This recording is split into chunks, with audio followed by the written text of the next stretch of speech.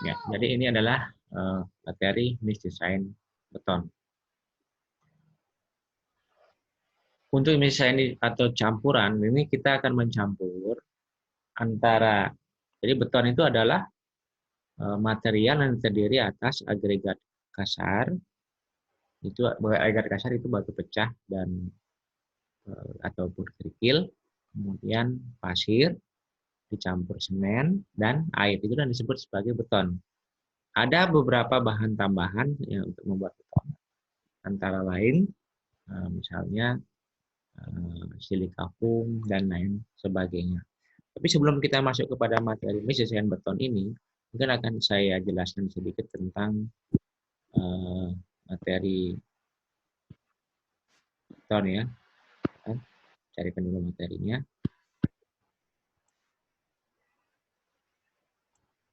Supaya kita bisa mengetahui bagaimana sih beton itu secara umum itu seperti apa.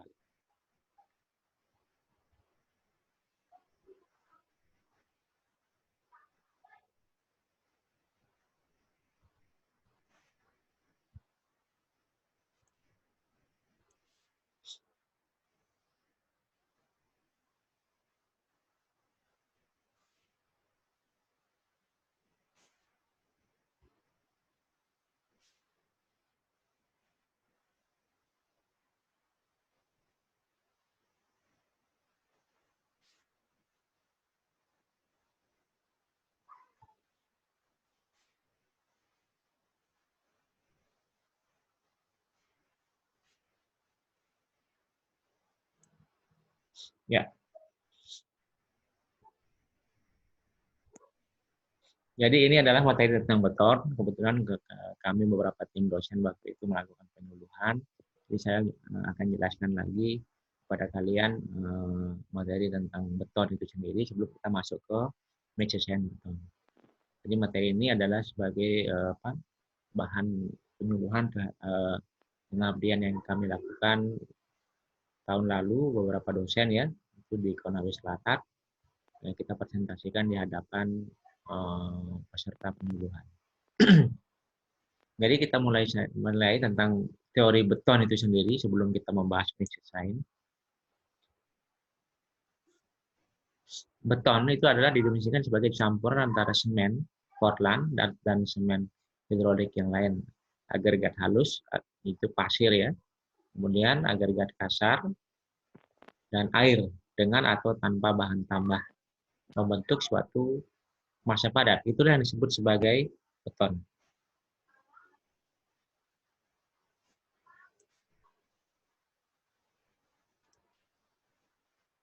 Jadi berdasarkan SKSNI 0328342000 itu pengertian beton ya seperti yang saya sebutkan tadi. Kemudian ada istilah beton K225 adalah kuat tekan karakteristik beton 225 kg per cm persegi atau 22,5 MPa. Penyebutan ini ada yang menyebutkan kilogram per cm persegi, ada yang menyebutkan MPa. Kalau istilah beton K225 ini kita mengacu pada aturan yang lama. Yang ini adalah aturan PBI 71 ya. Ini sudah lama sekali nih. Tapi sebagian kita masih pakai. Kemudian yang MPa ini kita mengacu pada SMI ya, ini SMI ya. SMI beton yang baru. Saya SMI mulai dari 2012 ini. 2012 dan seterusnya kita sudah pakai istilah MPa. Dia bukan K, bukan beton K225, bukan begitu, tapi beton 22,5 MPa. Jadi cara ngitungnya gampang saja. Satu dibagi 10 aja. Jadi kalau 22 K225 berarti 225 dibagi 10 itulah dia MPa, jadi jadinya 22,5 MPa. Kalau perbedaan yang kedua adalah kalau kita menggunakan PBY 71, maka benda uji yang kita gunakan itu adalah benda uji kubus. Ini. Dan di laboratorium nanti kalian membuat ini. Kalau kita menggunakan aturan PBI, kita membuat kubus. Kubus ini cetakannya di lab ada. Nanti benda uji yang kalian buat seperti ini. Hasilnya, hasil cetakannya. Inilah yang akan diuji kuat tekannya. Berapa sih hasilnya?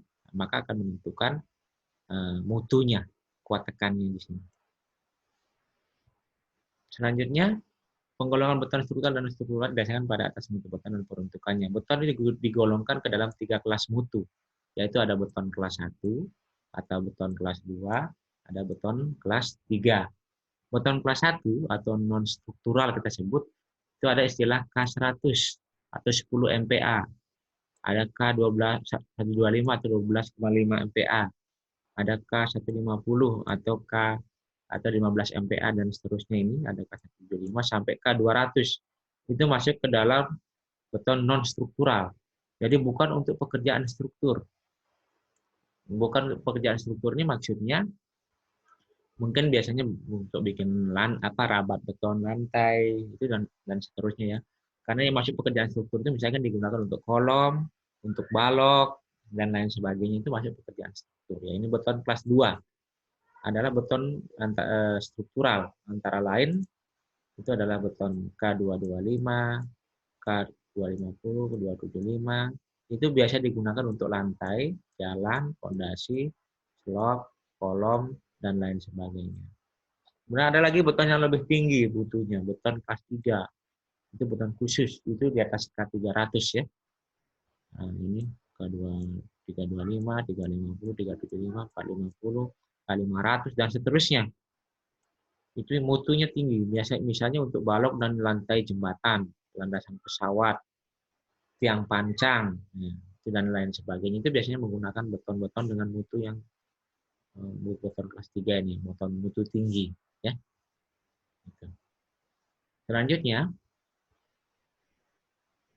beton itu kita klasifikasikan atau kita golongkan menjadi 6 bagian penggolongan. Yang pertama berdasarkan berat satuannya, yang kedua berdasarkan kekuatan tekannya, ya. Ini berat satuan, kuat tekan, lokasi pencetakan, lingkungannya di mana, tegangan pralayar, dan perannya pada bangunan. Nah, itu penggolongannya.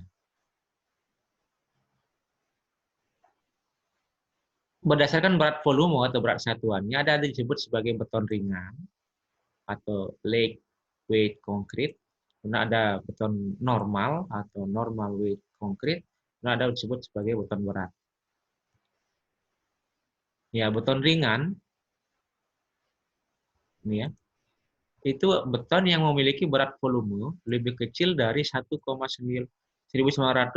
kg per meter kubik atau lebih kecil dari 1,9 ton per meter kubik. Jadi dalam 1 meter kubik itu tidak sampai 1,9 ton dia.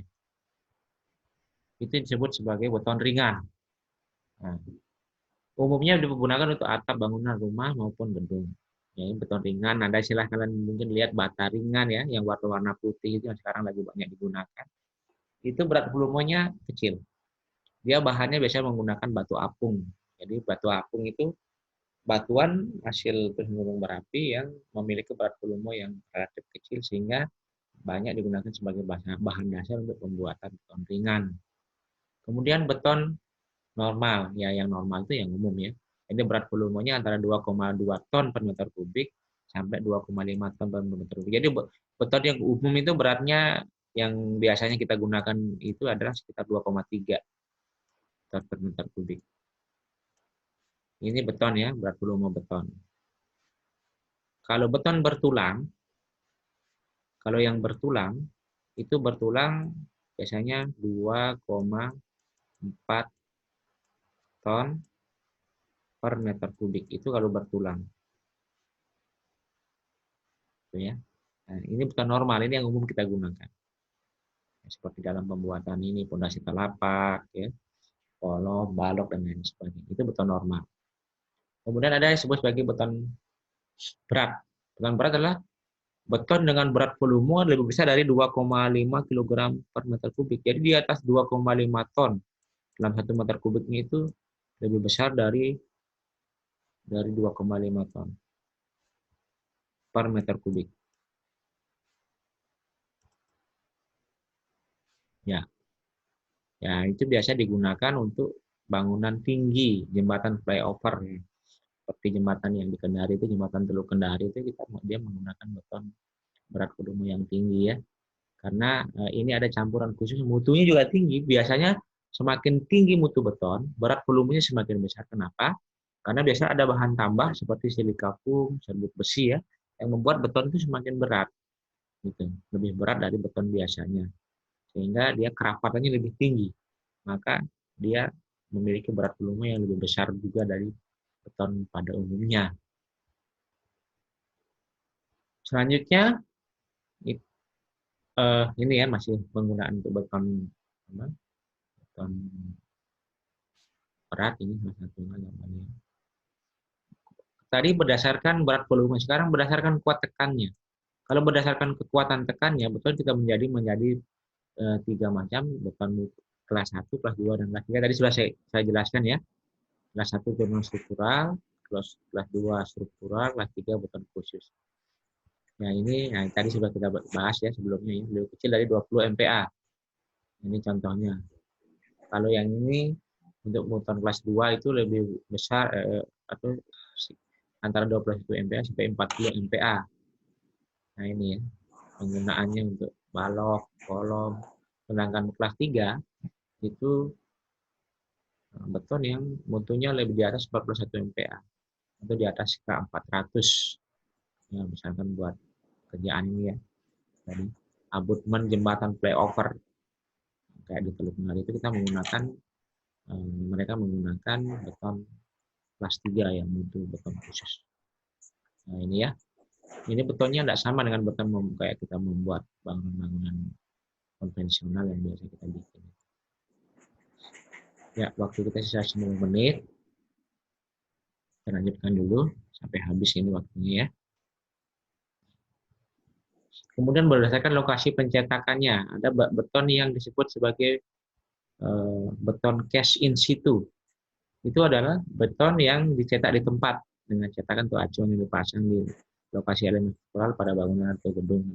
Jadi beton dicetak, jadi mau ngecor di misalkan buat jembatan ya, ya buatnya di situ betonnya. Itu disebut sebagai beton cast in situ. Jadi berdasarkan lokasi pencetakannya ya. Nah ini langsung dicor di tempat ini. Ini misalkan bikin plat ini ya, dicornya di mana mau dibikin di situ dicor. Kemudian yang kedua ada disebut sebagai precast, beton precast. Precast itu adalah beton yang dibuat di pabrik, kemudian diangkut dan dirangkai dipasang di lokasi elemen. Jadi dibuatnya misalkan di Surabaya, kayak jembatan yang dicetak itu, jembatan girder itu, ya itu bahannya sudah dikirim dari Surabaya.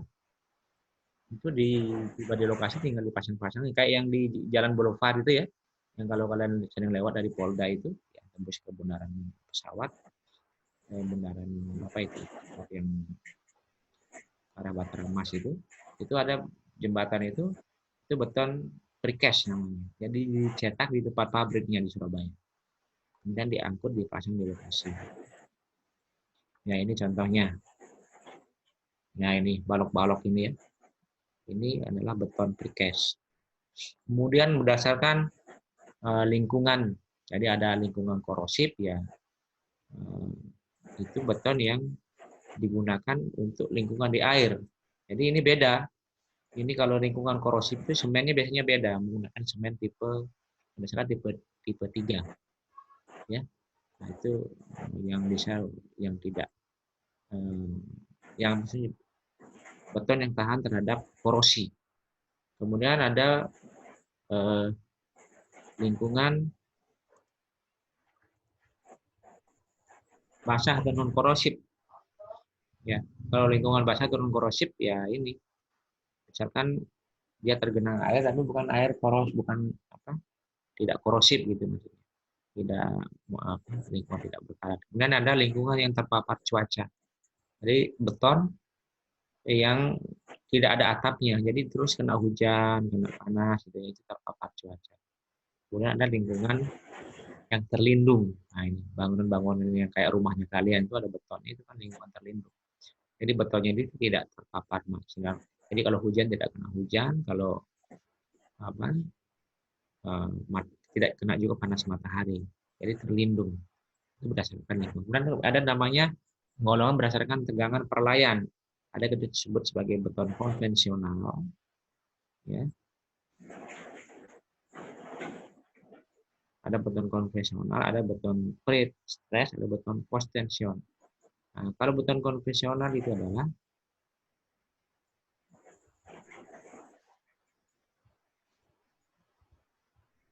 beton konvensional adalah disebut sebagai beton normal adalah beton yang tidak mengalami tegangan perlayan. Jadi beton yang ya seperti umumnya kita lihat. Jadi tidak diberikan tegangan awal maksudnya. Itu beton konvensional. Kemudian, nah ini contohnya ya, beton konvensional.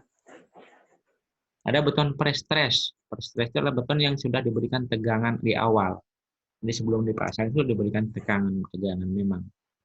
Kemudian yang ketiga, ini contohnya yang pre-stress ya.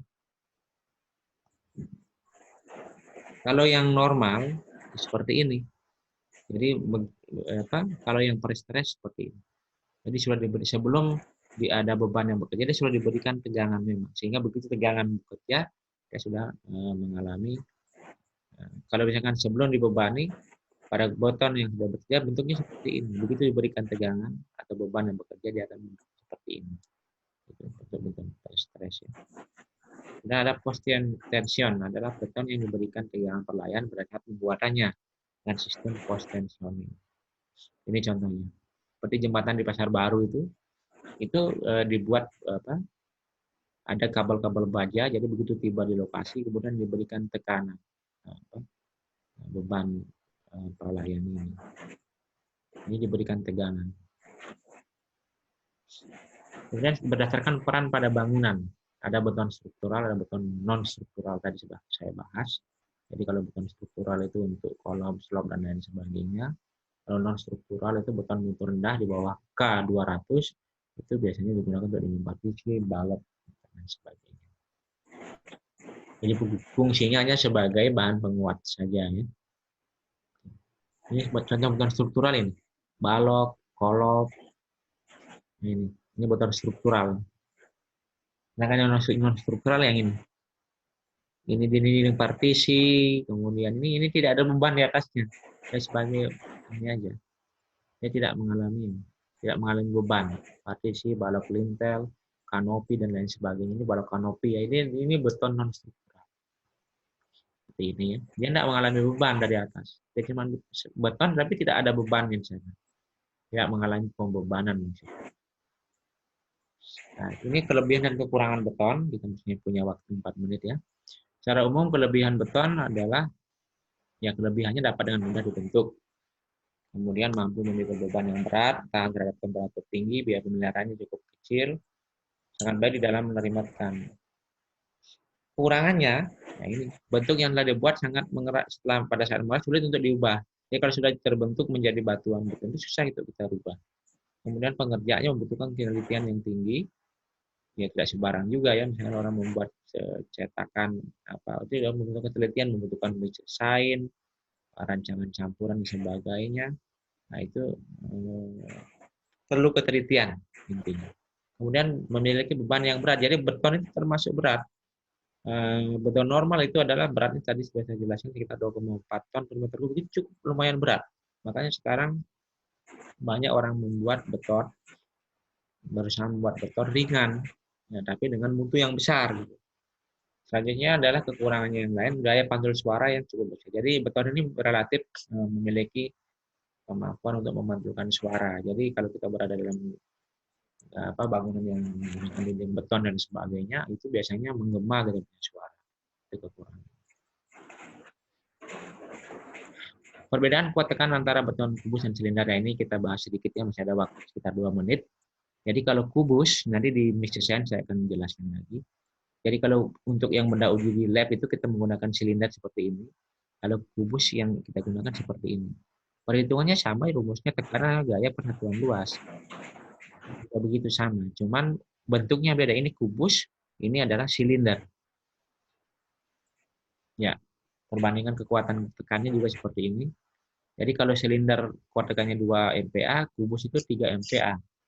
Ini kalau yang menggunakan benda uji silinder 4 MPa, ini kuat tekannya 5 kalau menggunakan kubus. Sehingga kita bisa hitung 2/3 itu ya sekitar 0, kalau ini kita bagi ya 2/3, 4/5, 6/8, 8/10, 10/13 dan seterusnya 50/5. Kalau kita rata-ratakan ini, dia memiliki faktor konversi perbandingan antara silinder dan kubus itu adalah 0,83. Jadi angka 0,83 ini nanti kita akan, nah ini juga kita gunakan nanti ya pada saat desain menggunakan ini. Ya, ingat ini supaya jangan bertanya lagi dari mana dapat 0,83. Nanti di penjelasan desain ada angka 0,83 ini. Supaya jangan bertanya lagi, tolong diperhatikan.